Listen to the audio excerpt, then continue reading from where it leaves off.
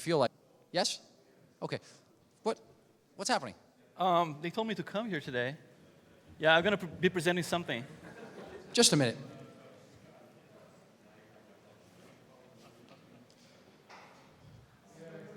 Are you sure you're at the right spot at the right time? Yeah, I believe so.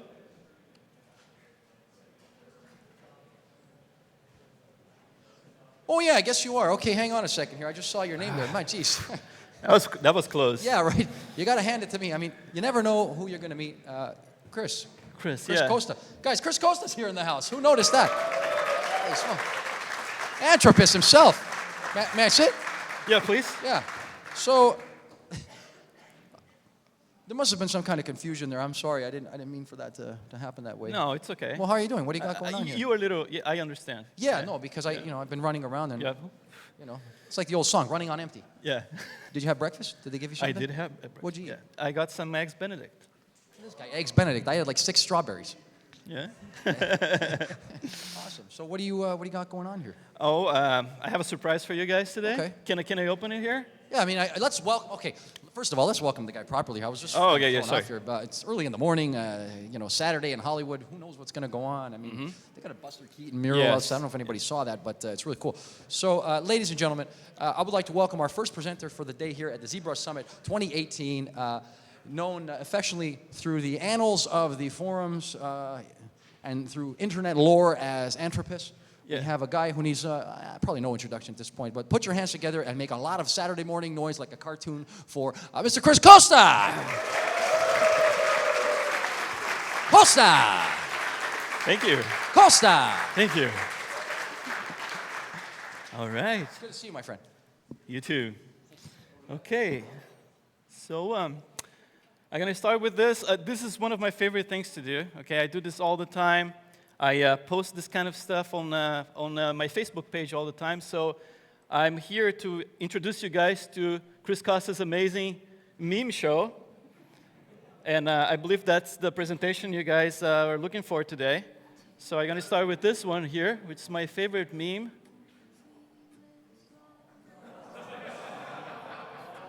And it has a twist ending. Okay, I have a lot more here to show. You want to see? Sorry, hang on a second here. Are you serious? This is what you came here to show? Yeah, I thought that was the deal. Give me a second here. Yeah, just listen, you gotta understand this is the ZBrush Summit 2018, okay? You're supposed to show really cool stuff, creatures. But I don't know if I have anything.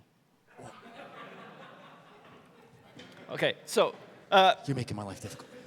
guys, it was just a little misunderstanding here. I thought that was a meme show, but No, I said it's you and me outside my stuff. You and me. Dang it, dude. You and me, not the meme show. Okay, you so and me first. I'm gonna see if I have anything here. Okay, let me see. I have a couple of folders here.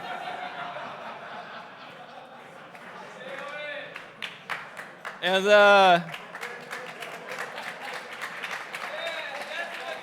so let me see if I can find anything here to show you guys. Okay. What was in those Let's see. eggs? 7-Eleven was a part-time job. Cube Earth proof. Hey, listen, hang on a second. Hey, have you had something to drink? No, that's how I keep my computer organized. Don't judge me, okay? Let me get you some water. Hang on a second here. Let me see, like, I'm almost sure I have something here. Bubbles in space, Mars footage filmed on Earth. I'm very confused right now. I don't know what's happening here. I started off with a crooked guitar. That should have been an omen. I should have known better. Still not, I don't know what that is, by the way. Oh, there you go. I have something here, guys. I think I can show something here. Let me see. Okay, let me get the ZBrush going. Aha! Okay, so I know you guys are waiting to see like skin detail and poly paint, done in HD. That's basically the promise and everything. But I thought it would be cool to show some of the brushes and the renders I have for like the clay look renders I posted some time ago. And I normally don't give away brushes, but I want to teach you guys, show exactly how those brushes look like so we can actually Wait just a second here.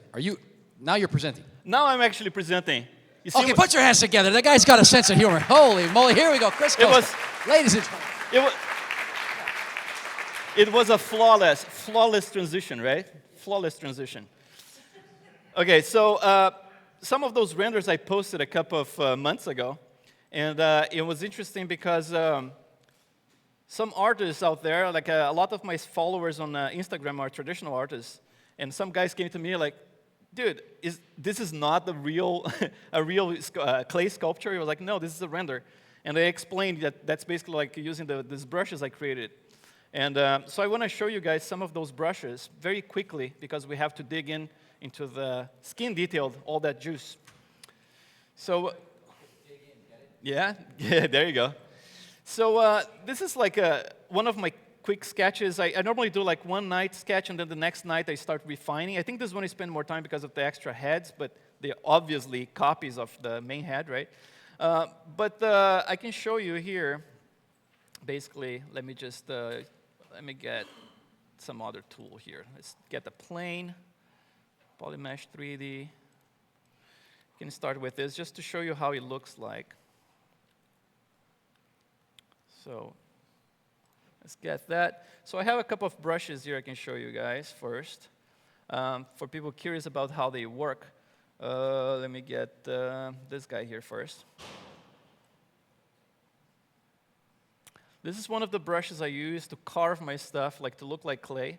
And as you can see, it's nothing else than it's basically a sculpture, right? I sculpted in a plane. And then I capture this, and I basically created like, if you go to your stroke and your modifiers, you have a roll in there, right? So in ZBrush, you have so many different ways to create stuff. So this is one of the brushes I created. So you can have a look at it, and then, there's not a lot of mystery about how to create those things. If you have any questions, you can find in the documentation and everything. But that's all it takes, It's to create something like this with enough displacement going both ways. You can see the map here. I can actually even crop here. Right? It looks just like that. Actually, let me make texture, and then I can just crop and fill. So that's all it is, And then here, let me just grab my document. Actually, let me start with the other guy. I think is more fun to do. Let's get this one. Cannot spend too much time on those, but I can show you the other brushes in action, actually.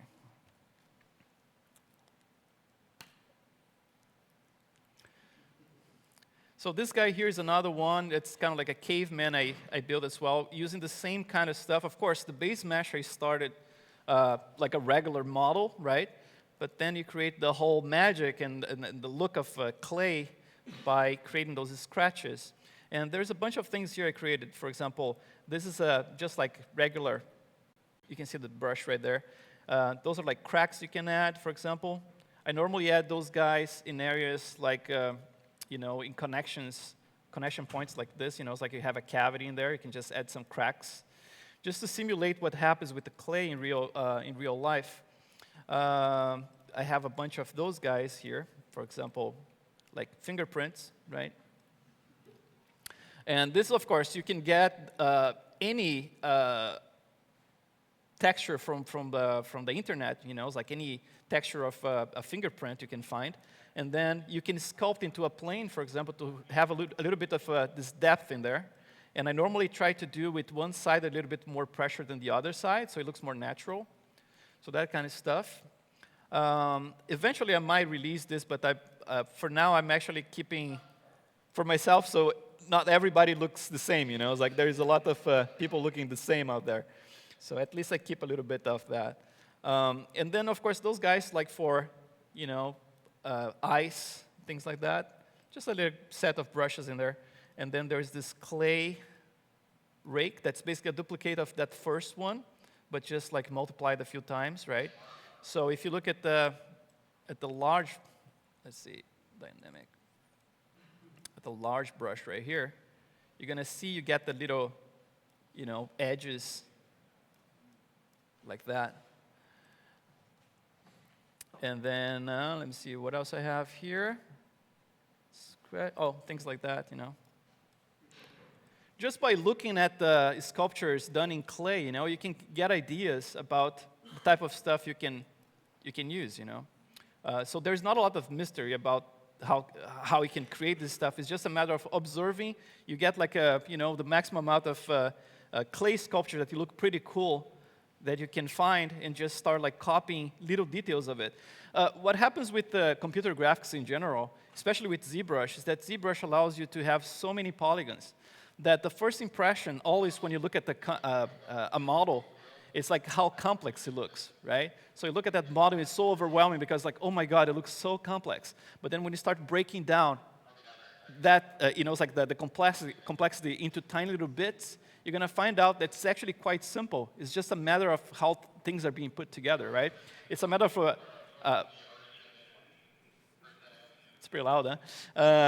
It's a matter of like a hierarchy, you know? It's like it's making sure you have a good base mesh, of course, but then on top of that, everything else is almost like a fractal, right? Like those things, like the forms propagate. So we start with the major forms, and then the primary, the secondary, and then the tertiary. You're going to go for the fine details and everything.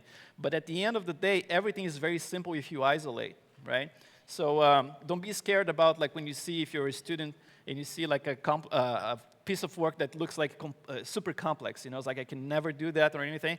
You just bear in mind that it's very simple if you basically like, you know, it's like you get those things into tiny little pieces. So I'm gonna open here. Let me just show you first. I'm pretty sure a lot of you guys seen this online, but I'm gonna open this. I think I have a high resolution one here somewhere. Let's see. I think that's the one. So this is a portrait of the master of makeup effects, one of them, right? Like Mr. Rick Baker. What happened to the color? Something happened. Did I click something? So let's see if we actually can calculate it here. Yeah, it's funny, huh? It's putting some kind of like a color treatment in there. But this is the high resolution, is a 4K render. And again, this stuff was posted online, and some people were like freaked out about the amount of detail and everything. And it is a lot of detail if you consider like the amount of time that spent to put all this detail in there. But in terms of complexity, I'm going to show you one single pore that basically starts this whole thing, and some of the other brushes I use to create the rest of the detail. This is all rendered in Arnold using Maya. All the hair is done in XGen for Maya. It's one of my very first grooming, I'm going to tell you, because you look in the past, my models are like all bald, right?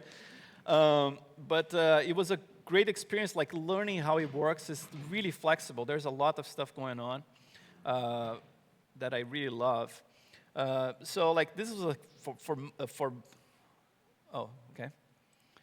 This was posted like months ago. This is just a base mesh I used for both him and Dick Smith.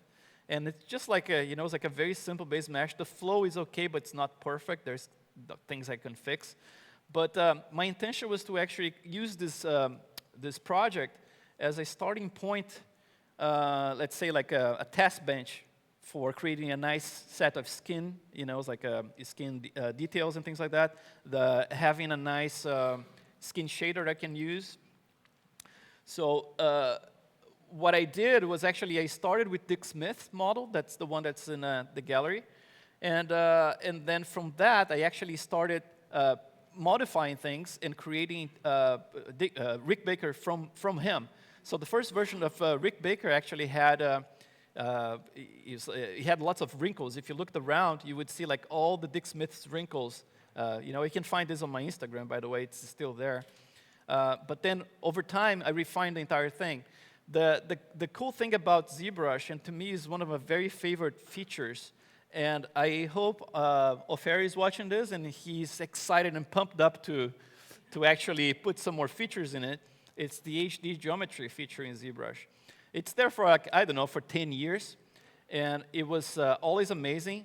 In theory, what you can do with HD geometry, you can sculpt, like, I think theoretically, 1 billion polygons, right? I don't think I ever passed 250 million polygons.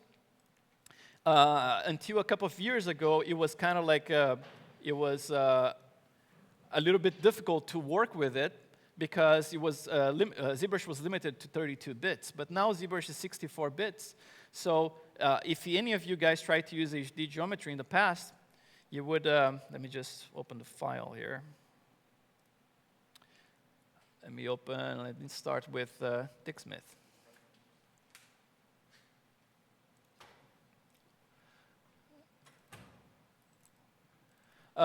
So the way the HD works is basically works in a virtual environment, right? So you don't see all the detail in ZBrush viewport when you first open your file. You have to actually selectively activate HD geometry. So the way it works, you just like rest your mouse into an area you want to subdivide, and then ZBrush is going to calculate how many polygons it can actually show you as an HD geometry. I'm going to show you the principle of it, the way it works.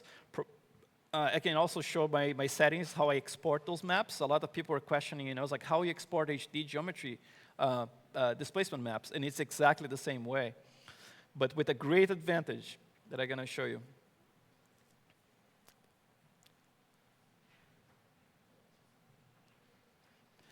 Those files are quite big. They are over like 1 gigabyte, I think, like 1 to 1.2 gigabytes.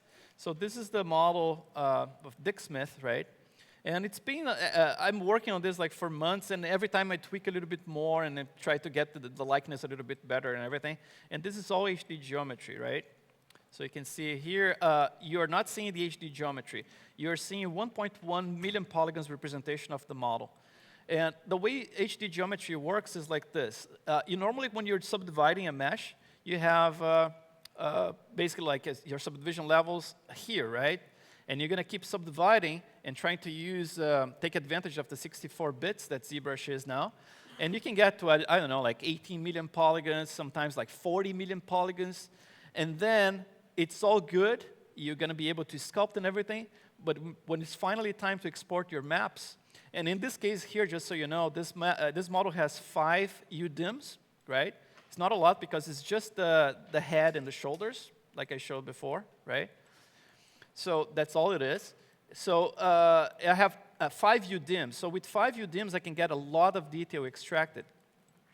But like I said before, if you had this subdivided to 40 million polygons and you try to export those maps in 8K maps, for example, you would have to wait and wait and wait. You would take a long time to export it, okay? Now, with HD geometry, the way it works, instead of subdividing this all the way to like sub-D level, I don't know, 6 or 7 here, and get a super heavy model that's going to take forever to export the maps, you can actually subdivide all the way to between 1 and 2 million polygons only. Some people say, like, don't go past 1 million. I have success like going all the way to 2 million, but don't pass 2 million polygons. And then at that point, you're just going to go to this tab here that says Geometry HD, right? And you're going to subdivide. You're going to click divide, divide, divide. So basically, like from 1.1 million, you're not going to see this number changing here, but you're going to see the total points down here increasing, right? Because, like I said, this information is being stored like in a virtual environment. So once you have divided this, for example, I have, as you can see, geometry here. I have 4 subdivision levels at the like regular subdivision levels, right? Plus 3 additional sculpt HD subdivision levels, right?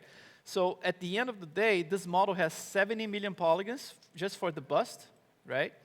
And it would be really hard for ZBrush to handle 70 million polygons as a single subtool here without, having trouble. And especially, this would take forever to export the maps, right? With HD geometry, this entire mesh, which is basically 5 8K maps, I'm exporting both the displacement map and the texture map. It takes 7.5 minutes to export the entire thing. So it's that fast, and this way I can actually do multiple iterations the same night. I can have this model up, and I have my Maya open, and I'm actually doing tweaking here, export the mesh. I normally don't export the lowest resolution. I export subdivision level 2, right? And then, of course, in the exporter, there is a setting you're going to have to change in here. So for my settings here, the way I export it, I can show you. You see, like, there's the presets in here until 4K, but you can crank this all the way to 8K, right, which is the maximum. And then under the export options here, I do a little trick here that's using the switch morph target. I'm going to show you how it works. And then I normally export from sub D level 2 all the way to the maximum, right? So the way it works, let me just dock this. So you normally export everything from sub D level 0, right, or 1, which is basically this. But since I'm sending to Maya not this model, but this model here, that's subdivision level 2, I have to match it here to make sure that ZBrush is calculating the displacement maps from this subdivision level and up, right? I like keeping, I could, of course, like had gotten to this level here and basically like subdivided one more and deleted that lower level first, but I like keeping a low resolution like that because I can tweak my primary forms very easily like that, right?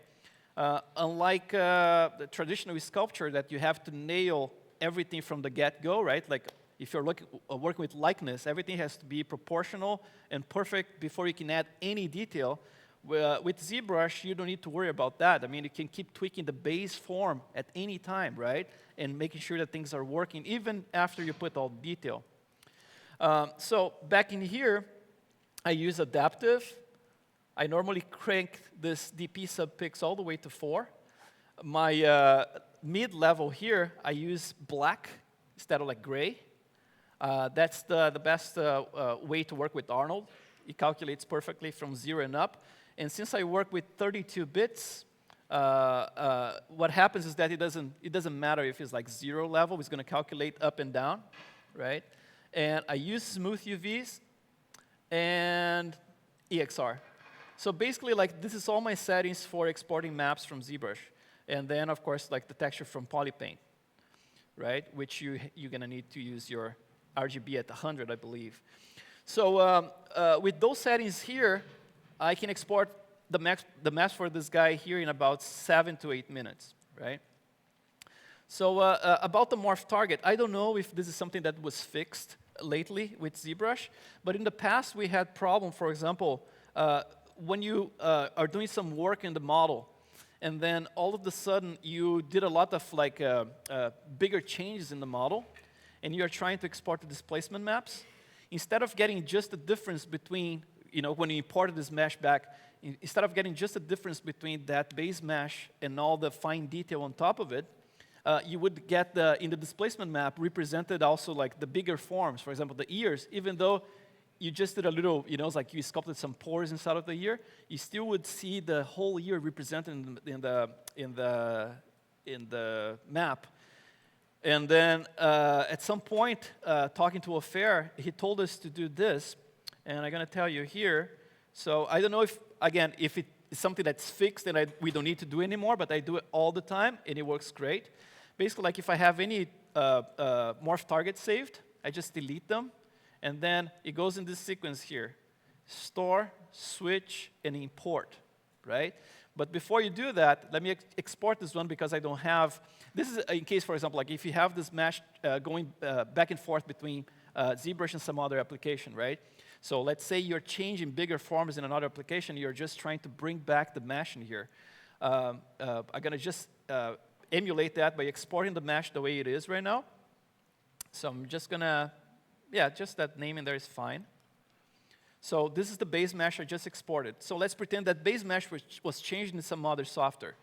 To avoid this mistaken creation of you know, bigger forms in the displacement map, in order for you to get just the fine detail, you're going to do this. You're going to store, switch, import, and then you're going to pick your model, and then that's it. From this point on, don't go up in subdivision levels, otherwise it's going to screw up the whole thing, and you have to do it again. But at this point, if you have switch morph target turned on in here, all you have to do is just press export, and you're good to go. Create all maps. And then that way, you're going to get the clean displacement maps, and you're going to basically like represent just the fine stuff.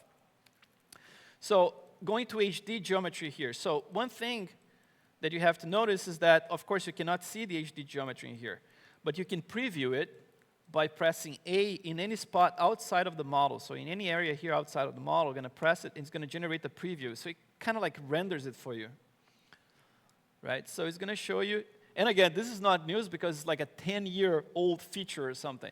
But not a lot of people use it, and in my opinion, it's the most powerful function in ZBrush. So at this point, you can see the model, like 70 million polygons represented in there, right? But of course, I cannot sculpt. As soon as I touch some other spot in here, it goes away. But in order to work with this, the best way to do it, it's by having polygroups. And you know how to create them, right? Like you can create like by UVs. In this case here, if I just group the entire thing, group visible, it's just one single polygroup. But if I have my UDIMs organized already, and I click auto groups with UV, I get everything separated like that, right?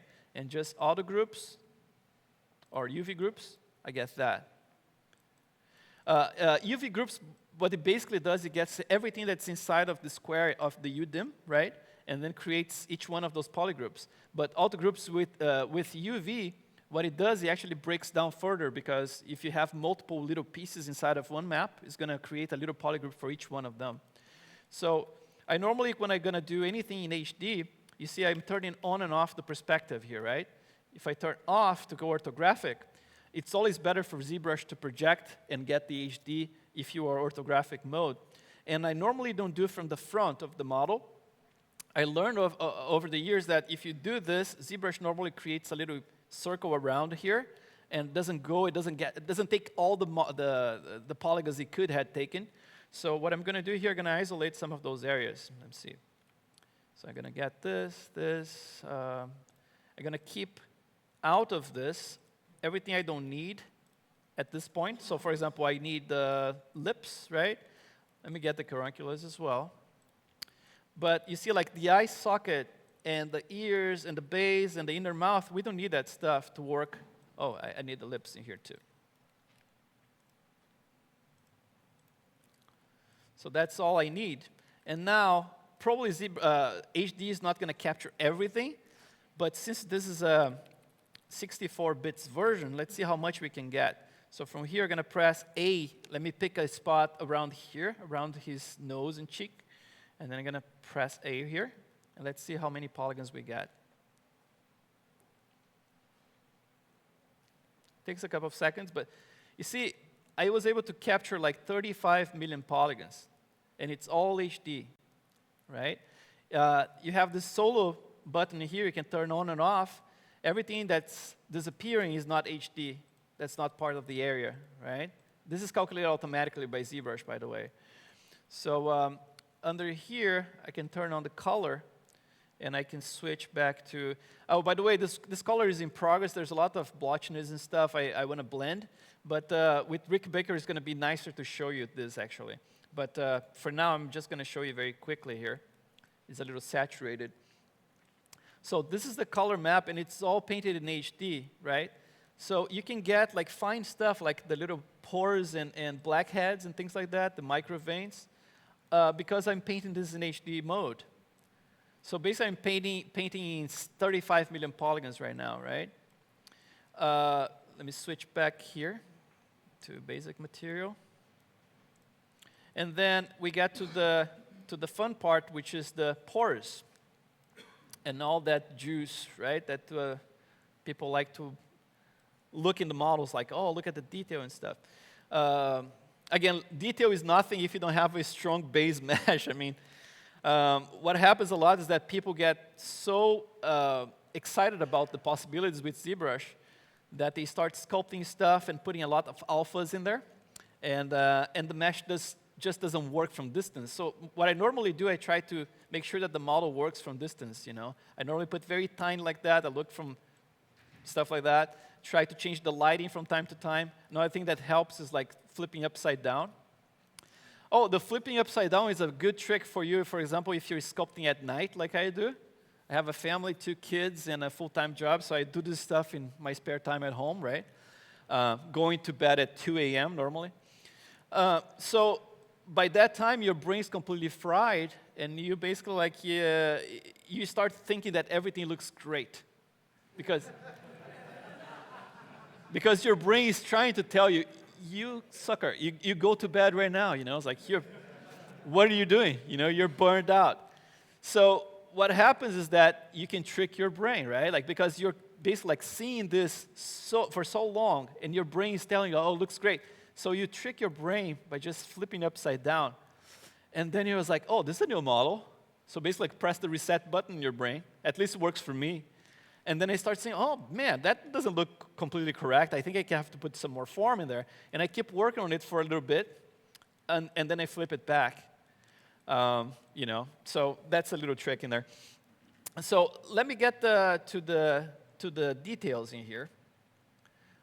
So some of the brushes I created in here, and this is going to be very revealing for some of you, that everything you see here was, you know, created by hand. So either I used like the brushes default from ZBrush, or was something that I created by hand as well, by sculpting a plane or something like that.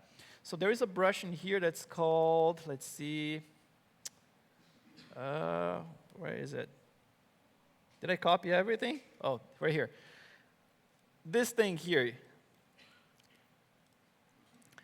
Look at this. So this is basically like one single pore, right? So this thing here, it's one pore. I'm going to open something here for you to see. Keep an eye on you, you know what I mean? I know. What are you opening now? I'm opening. Yeah, right. Yeah, you have to worry about it. So this beautiful skin here is my own skin. I took someone took a picture of it, and it's pretty disgusting. Sorry, guys. It's pretty clean, man. I'm not gonna let you. Yeah, right? It's beautiful. So if you look at each one of those guys, like with the macro lens, right? You're gonna be able to see like you have this kind of like star shape. You know, like those couches that you have the tufted stuff. You know, it's like that little button in there, and you have the little rays and go like that. That's basically our skin, you know. It depends of like the type of skin and the age, of course. Like things, I'm pretty old, so my skin is like. But some of them are not as clear as those ones. Some of them are not as puffy. Some of just like you see just the little cuts, but you don't see actually the depth and everything. But I use my own skin as a reference. And so with that in mind, what I thought about doing was to create the detail by hand, because I love myself so much. And all this stuff here, like all those wrinkles, at least the first pass before I added some other different types of brushes, I basically like did it by hand, like by just like dragging like this, bloop, bloop, bloop, right? And it goes pretty fast. Of course, takes a couple of hours, But I'm gonna say that it's very relaxing for me. Because the whole point about this project here was not like to save time like I do professionally, right? At work, we have to do the fast as you can, the best you can, use as many scans as you can and everything. But the thing is, like philosophically, right? This model and Rick Baker's model, I'm actually paying tribute to some of the biggest masters we had in our time, you know, it's like when it comes to makeup effects. And I want to pay an homage to those guys by creating everything by hand as much as possible, as artistically as I could. Because there is this stigma about, like, if you do things digitally, you're basically a hack, right? You're like, you put everything, you feed the computer, and the computer does everything for you, and you're good, right? So I made sure that I was documented every step of this works. In my Instagram, you can follow me. I can pass the address later. And just for them to see, you know, it's like, so like I said, most of my followers nowadays are traditional artists who just saw the work and it was like, I don't care if it's digital. I mean, it looks great. So it's kind of like almost like a class, you know, for them to understand what it takes for those things to come to fruition. It's like going on since January, this model here, but I didn't do just this model, of course. I did other like 8 or 9 models in the meantime. But this is one of them, right?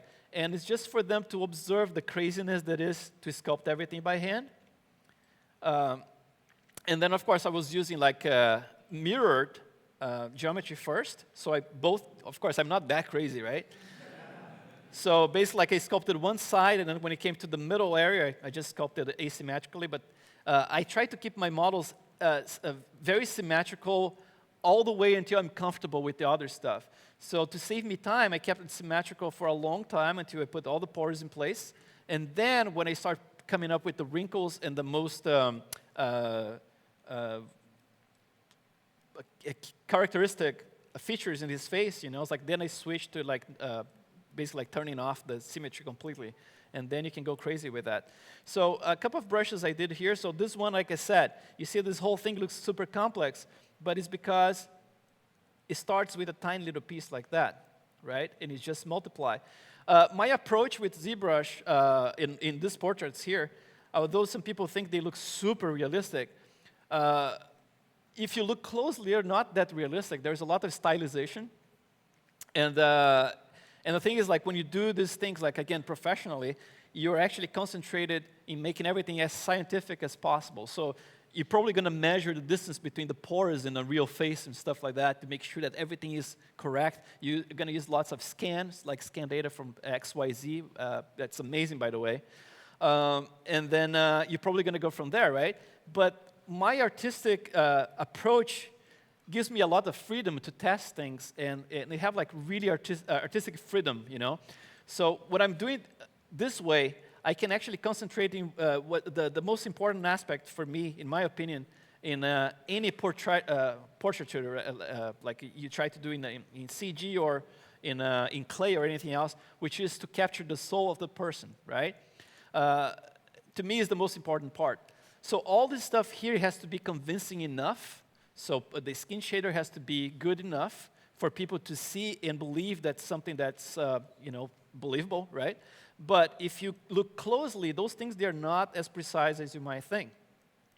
So that way I can actually keep a huge room for my own style to come to the work, instead of being something completely sterile that was extracted from a scan, for example. I have a little beef with scans. I mean, like, they are very useful for professional work, like I said, because you want precision. But when it comes to personal work, I've seen so many people using, like, taking pictures from multiple angles and generating a 3D model out of it, and they start with that, and then they add all the fine detail on top and do the cleanup, and then they try to convince me that, oh, but I did most of the work. Most of the work was done because I put all the detail. Look, here's comparison. This scan was very dirty. No, to me, that's not a good way to learn, because the most important part, and this is what any sculptor, traditional sculptor, is going to tell you, is the primary forms. If they're screwed up, basically, like, you don't have anything. You can put, like, as many detail you want, it's not going to look right, right? So they are getting that stuff for free in the personal work.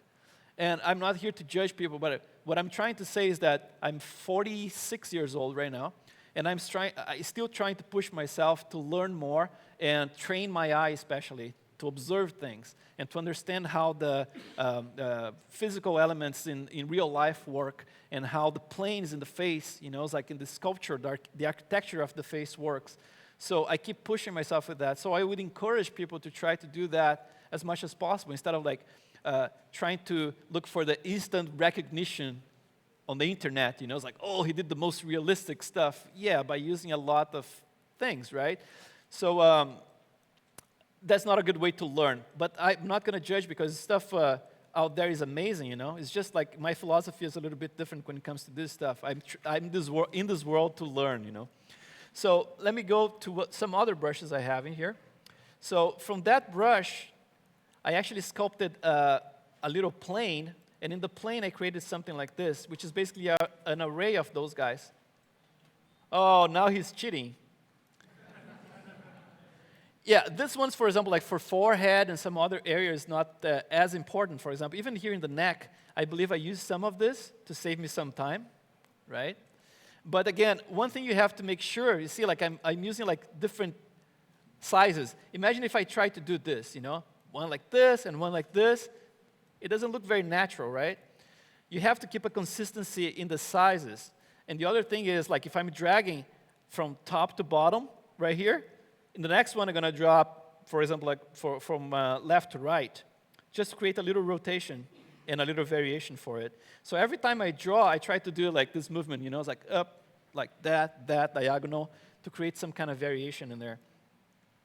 And then I have things like pimples, like this guy here. You see this brush? It's just to generate that little pimple. And the way the profile is, basically, like if you go to alpha and you just go to modify and look for adjustment here, this is basically the profile of the alpha right there. So with that, you can create little pimples like that. So this is very useful for the nose, for example, right? So if I have something like this, I can create a tiny little pimple right there, see? And then, of course, with ZBrush, you can combine this with color. So you can even put like a little color. I put like a green here, so you can actually see it. See, like a green pimple right there. So, yeah, of course, you can switch. Like, I normally don't use complete black, but like a dark brown or something like that, right? And then you can do it like that and create the little blackheads, right? This is another, so this one is a different type of pimple. This one I use normally for around the eyes here. We have those little fat little deposits, right? I say we, I'm old, you guys don't have them. I see them all the time. And then, yeah, this type of stuff, it's like a couple of variations like that. Sometimes I tweak the focal length, focal shift to have something a little bit more sharp in here, negative, right? So we can have something more like that. But here's one thing that a lot of people don't use, and I think this is a pretty cool thing that ZBrush has already in it. Let me see if I can find it. So you recognize this brush here, right? Like this alpha in here. That's very common in ZBrush. So I use this to help me with the directionality. So after I lay all the pores, for example, I use some of that, like this, just to create some directionality. So this is very useful, for example, around the wrinkles close to his eye here, for example, right? So I can create some direction by running these guys like that, right? So this is one thing, but here's the cool thing about it. I'm testing everything in his neck, poor guy.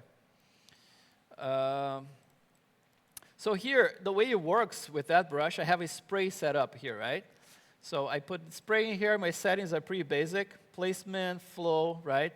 And then, so if I just do it normally, just like going in one direction, I'm doing everything with the mouse. I don't know if you guys noticed it. But until this point, I was doing everything with mouse. So this is very directional. I'm just like using the brush and dragging in one direction, right? So that's one thing. But the cool thing is that if you work with the spray brush and this in a circular motion, you get this kind of stuff. Very fast, right?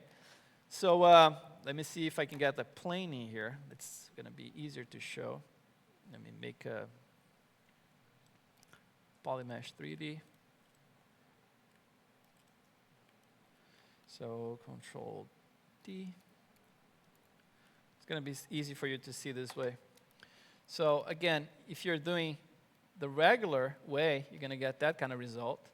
But if I go, for example, I'm going to make the intensity a little bit lower here, and I'm just going to do like in circular motion like that. Trying to not go too much over the same area multiple times, but you get this nice leathery kind of texture just by doing that very fast, right?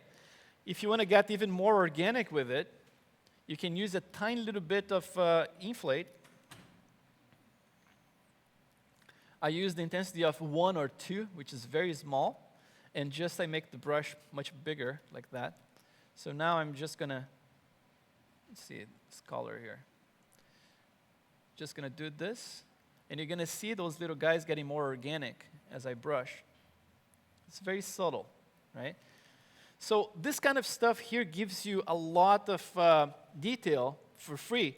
At some point for Dick Smith here, I used a lot of this stuff to fill the gaps between the wrinkles and to help me, between the pores, to help me with a little bit of the micro displacement, like the micro bump, right? So a little bit was baked into here using this kind of technique. So it works like this. If I do circular motions here again. Let's see. Oh, no, I'm using inflate. Right here. So if you can go very small and a little bit bigger intensity, and you can get like the micro breakup. It's a little bit strong in here, of course. But it's a good technique, to just like break it up a little bit more. And then a couple of other brushes I use here. I have like some skin pores random. That's just like a regular brush with a little alpha tweak in here to look like that a little bit sharper. And just like that, you know.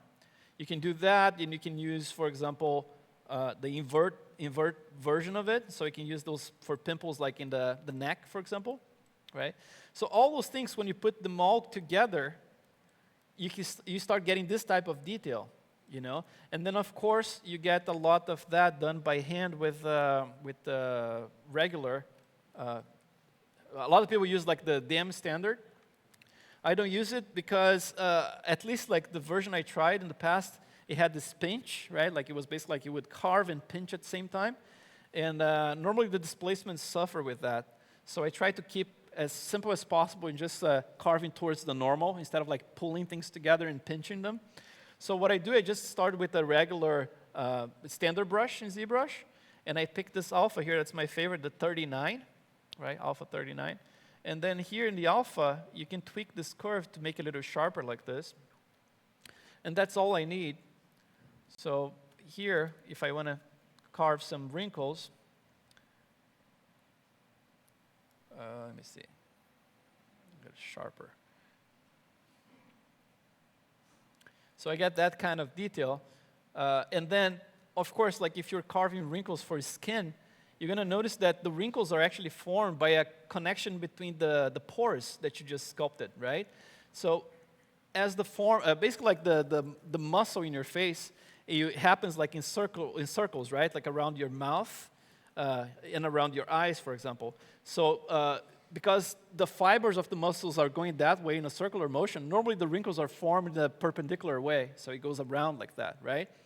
So, and those wrinkles are actually created by a connection between those little pores that I just put in there. So if I'm going to carve a wrinkle in here, I'm going to try to, almost like doing that connected dots kind of thing.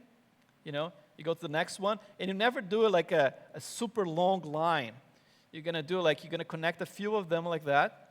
You're going to go to the next one, next line, and do that, right?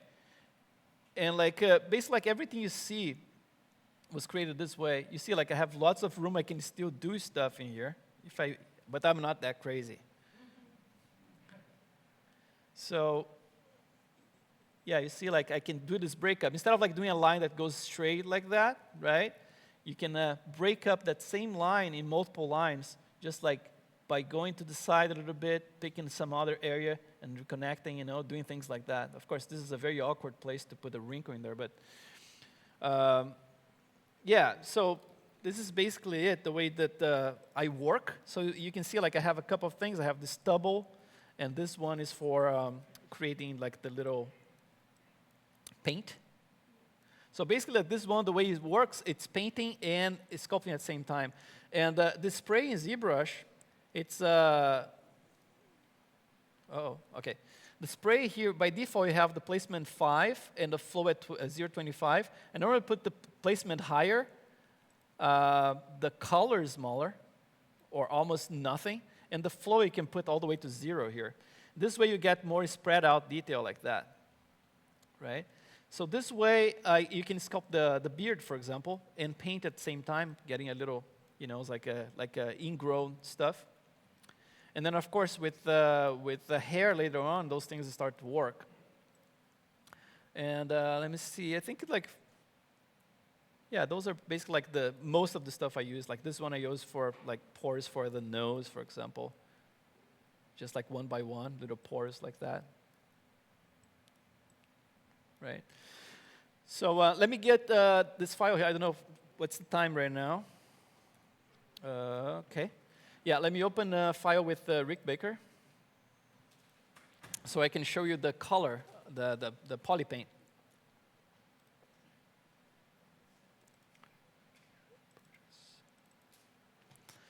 Like I said, Dick Smith, I still have a way to go with the color blending and make sure that we don't have like the splotchiness and things like that. But Rick is a little bit more uniform right now.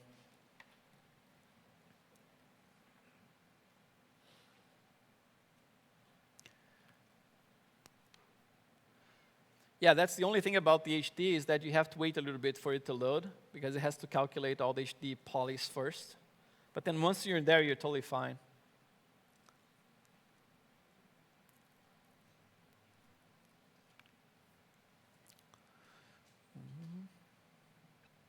Oh, I have to show you as well the other subtools I have in here, what I have in for Rick as well.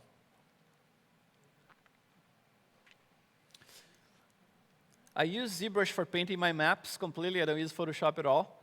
So I normally create copies of the same mesh, and I use that with to poly paint to generate the other maps I need. So let me show you this. Okay, so this is like, believe it or not, this is Rick without his beard. But the thing is, like, I don't know. It works for me, you know. I looked at some pictures of him as a very young man, and that's basically what I try to do to look like Rick. He's very, very recognizable once you put the beard on. So for my tools here, the subtools, so I have the regular color map. That's the albedo, right? Albedo is basically like the color of your, when you capture a picture of someone's face, you have to eliminate the specular and the shadows, right? And you get like this color that's basically the albedo color. The thing about the albedo color is that, for example, if you work in studios, right, you normally think that the only thing you have to do is just slap that color in there and you're done. But the thing is, like, one thing that the albedo capture doesn't eliminate is the subsurface scatter, right? So a lot of the redness of your skin comes from the scatter itself, from the blood vessels and the fat tissue underneath the layers of.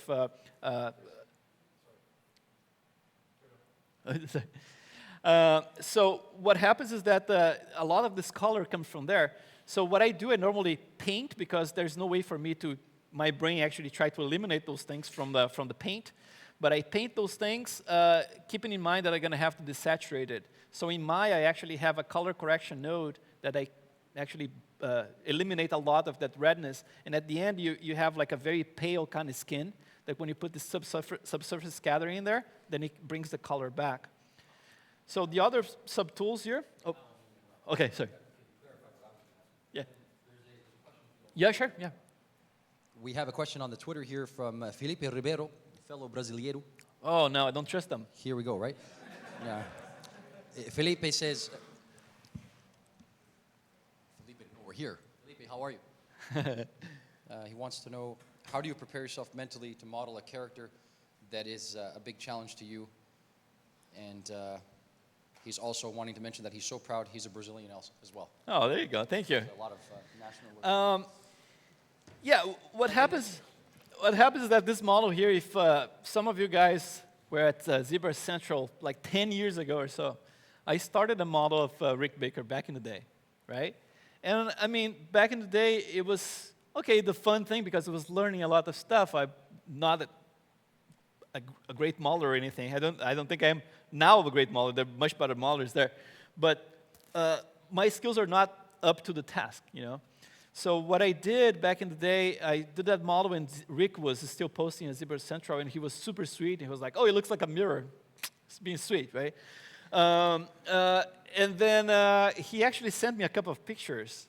He got excited about it, and he sent me by email a couple of pictures of him looking upside, you know, as a reference, right? And I was like, that's so cool, man, you know? So I got in touch with him. Yeah, JPEGs. Very low resolution and everything. Back in the day, the digital cameras are not as good, right? So that was very helpful and everything. But then I kind of like, you know, I'm never going to be able to do this portrait of Rick because first, I don't do grooming. And Rick is basically 99.9% hair. And so I was like, how am I going to nail this? I mean, like, there's no way, right? So the tools are not up to task. My skills, like, they're definitely not up to task back in the day. So I put on hold, like, for 10 years, right? So just recently I started, you know, after working in this industry, like, professionally now for 14 years. It got a little better.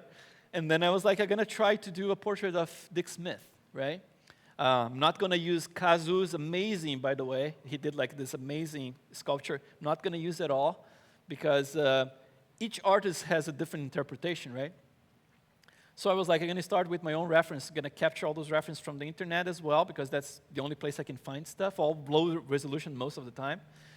So that's the reason most of the stuff you see is basically made up, all this detail, right? So back to the question is like, my preparation took many years to come to the conclusion like, okay, I'm in a good spot, I can try to do this. Because it's such a big deal, for a guy like Dick Smith. He's not alive anymore, but I mean, with Rick Baker, the guy has an excellent eye. He won like 7 Oscars doing makeup effects, right? It's like 8? It's 8 now? Wow. Okay. I'm more impressed now. I'm more impressed. With 5, I was like, nah, not so impressed. When I got 6, I was like, yeah, he's catching my attention now. It was like 6. Yeah, with 6, he caught my attention. With 7, I was like, yeah, this guy's pretty good. But if you're saying 8, oh, wow, that's amazing. You said 2 things there that I would like to specifically draw attention to. One, I think that continual progress as an artist is a non-linear thing.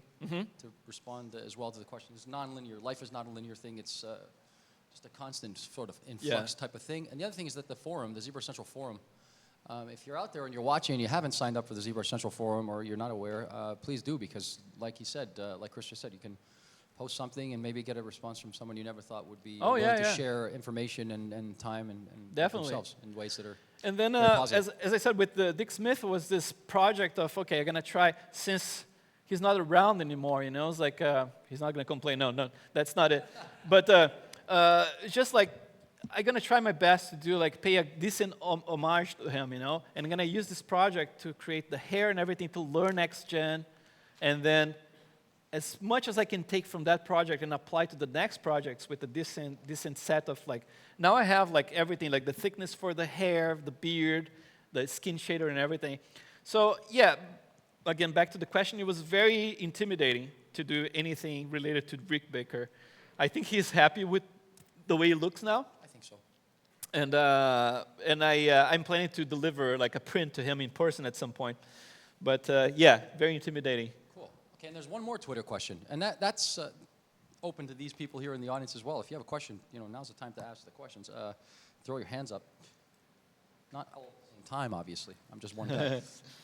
Mige at Mige9451921. Mige, we need to talk. We need to talk about the branding of that name there. On the Twitter. What about traditional sculpture and how has it influenced you is the question. And we were talking about not so much. I mean, like, I tried in the past. Here's the thing that a lot of people don't know. As a kid living in Brazil, growing up in a tiny little city in Brazil, I was basically stuck. There's no way I would have, like, the dream. This is a very wild dream to come up and work in this industry, okay? I was living in a tiny little city in the south of Brazil, working in a bank, as an apprentice since 15 years old, and then all the way to 30 years old, I was like working in the bank. And I was always fascinated by horror movies. And, it was like anything with gore and all kinds of stuff. I was scared to death. I would watch it, I would be like, oh my God, right? 12, 14 years old sometimes, it was like back in the day. I would be scared, but that's the thrill, it's like the adrenaline of being scared of that stuff. And I had absolutely zero access to anything other than the movies themselves. VHS, like when I was probably like 15, you had VHS movies. I could finally rent stuff and have put in there and watch like 5 horror movies in a weekend, right? And very fascinated with that stuff. I tried, like, back in that day, I did some clay sculptures and everything because I want to create something like that. If the reality was different and I was raised in the United States with access to everything, and with guys like Dick Smith around doing that kind of stuff, and being very generous sharing the information, by the way. That's a known fact that he shared a lot of stuff. I would probably be a makeup effects today if that was a different reality. That was my passion back in that day, okay? But the thing is, like, we had access to nothing. And then probably when I was around like 16 or so, I went to my friend's house, and my family, we didn't have a lot of money, so we didn't buy anything, but he had his brother actually came to New York, and he bought a Fangoria magazine, and bought, like, it was like, and brought to his house, and I saw that thing on the table, man, and was like, what is this? I was like, this is a Fangoria magazine. It's about makeup. I was like, no way. So I'm glad that actually he allowed me to, to grab it and just have for a few days, which I kept until today. I have it, right? He never complained. I'm glad. I'm glad he did that, because otherwise I would steal it, right? Just clarify. Can I get when you borrow something and you don't give it back? Oh, that's true. Yeah, this exactly. is a cultural thing, right? This is a cultural. If you borrow something, this is it. I don't think he has an intention to give it back. So what do you? Right? Oh yeah. You know what? The lady brings up a good point. You're from Michigan. Yeah. See, that makes all the sense in the world too. That's true. That's true.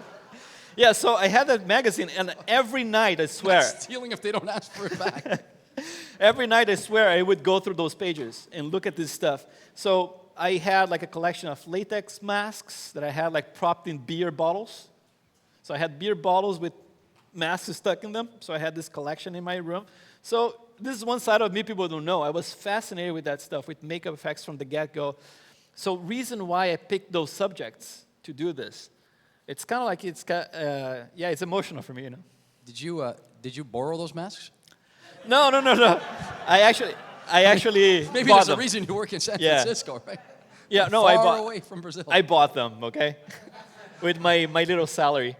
So and then after many years, it's like I did eventually little clay sculptures and everything. But the thing is, like, I talked about this in a talk the other day, like for a Brazilian channel.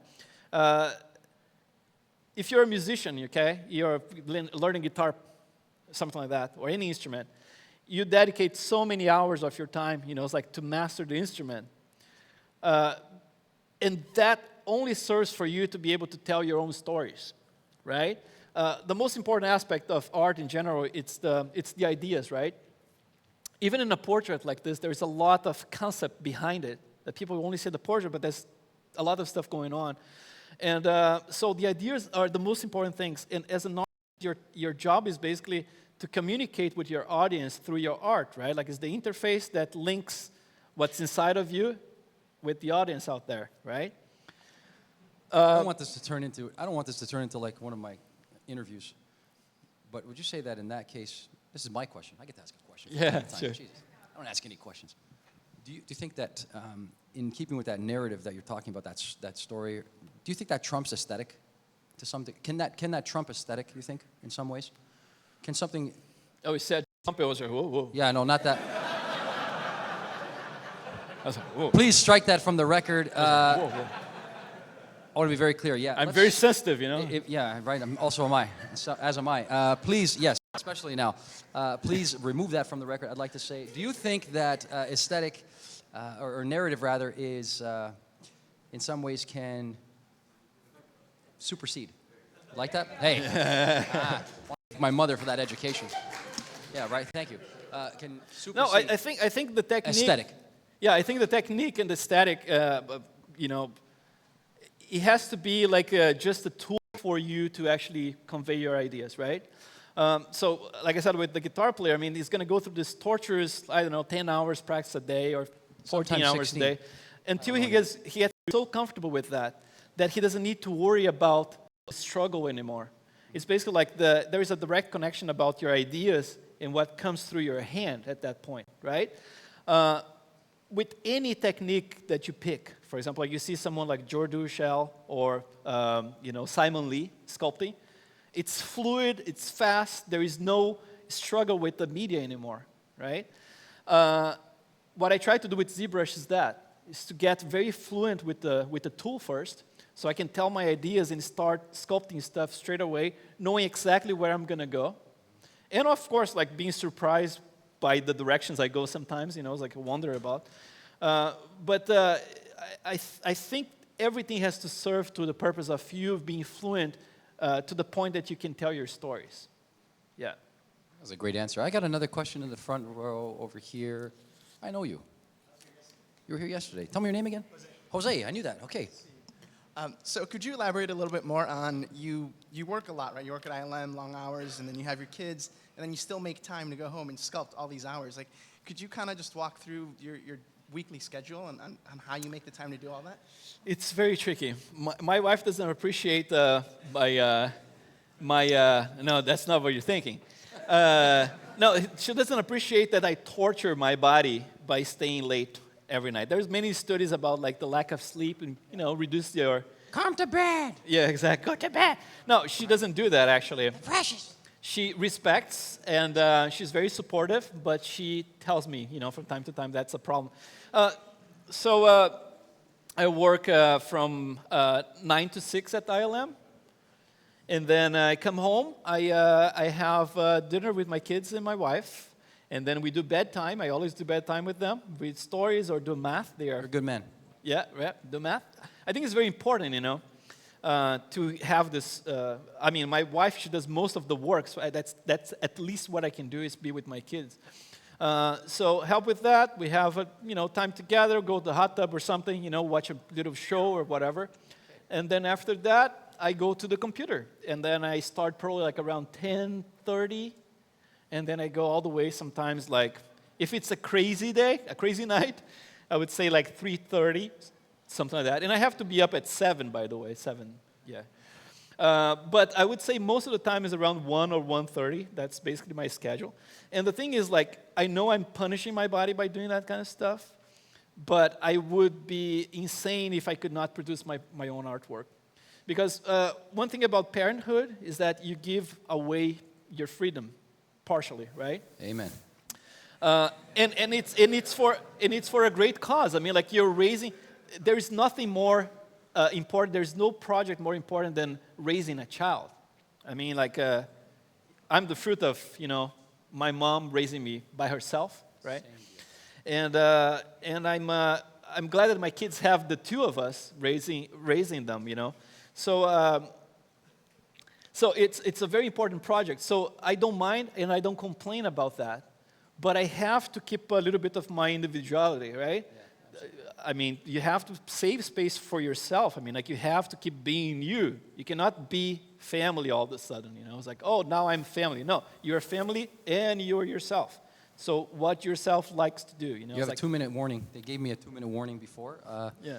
But in that vein, there's an old saying in finance that you should pay yourself first. Yeah. So exactly. this way we're trying to say maybe save a little bit for yourself before you Yeah, give it all away. and I mean, like, it's a concept that takes time for someone who is not from the art area. Like, my wife is a nurse, Jessica. She's a lactation practitioner, so she helps with babies with problems like breastfeeding. So she actually saves lives, she saves babies, right? So it was hard at the beginning, for example, for her to get what I do, and then all of a sudden she realized, it's like that's important for him. And there's a lot of stuff that comes with it. For example, like offers to go to other countries to do talks and bring her along, So go to Portugal, go to France, go to some places like that. We're going to go to Australia in March, probably. So she starts seeing like, oh, there's a very bright side in there. So please, by all means, right. Just work your ass off. Would you be? I'm going to ask you one more question, and then we'll wrap up. Is it okay? Yeah, okay. Okay. So here's your last question for the day. This comes from a. This question is from, and I hope I don't butcher this, but this is from Patrick Van Rugen. Okay. Patrick Van R. Question for Kris. If you had to put an amount of time on the Rick Baker sculpt, how many full-time weeks or hours have you put into it? Oh, if I was doing like If you were to calculate it, yeah. How long have you spent working on yeah, this Rick Baker? I mean, how like, many hours? During the time I did both models with all this detail, plus all those clay sculptures, not all of them, but a bunch of them. You can check my Instagram since January to now. 9 months I did, it's like 9 months, 12 projects or something like that. So if I nail down this one, for example, this used a lot of the work done for Dick Smith. So I would use Dick Smith as the base. I would say probably like 2 months, 2 to 2.5 months, like doing work on it if I was doing work full time, and less for Rick for sure. You could have. I mean, we could answer that in a very different way as well, and say it's taking you as long as it's taking you to get here to make it happen, right? Because you learn so many things doing the other ones, so it's kind of difficult to put a time frame on it. It's very difficult to put a strict time frame on it. You would say it took you over 10 years to figure out how to solve the problem. Oh, yeah, exactly. Getting to where you were. So. And I'm gonna tell you, like, 90% of the time is R&D. Right. Because like thickness of hair, how to style the hair, learning a new software, all this stuff. It's 90% of my time was that. Run or drive while we're taking the stuff? Run or drive? R&D. You said R&D. Running or Oh, no, no, It's a bad joke. yeah. Okay. I got it. That's right.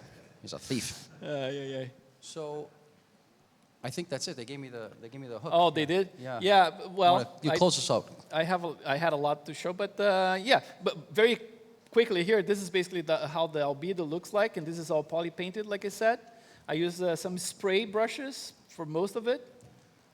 I have this, let's see, pimple, poly paint, this one here. So it's just like, as you can see, this is the current alpha I have and the poly paint. And I use like very low intensity brushes. For example, I do everything in layers, like 5 to 10. And then I pick a color, and basically like you do the little, you can barely see what I'm doing here, right? I use a lot of this, never like a plain color, right? And then at the end, you can use like a little whitish one to just bring those colors forward like that. So you can paint a lot of stuff just by using that. And the last thing here I can show you is just this. This is like my specular map, which is very simple, as you can see. And the last map is this one here, which is a height map for my bump. I'm going to close very, very fast. This one here, one thing that people do, they use a map, for example, for controlling how the roughness of the skin behaves. For example, for the skin shader, right? So we are trying to control the roughness. And I do control the roughness by controlling the height of the micro bump. So this map here actually is the height map for my bump.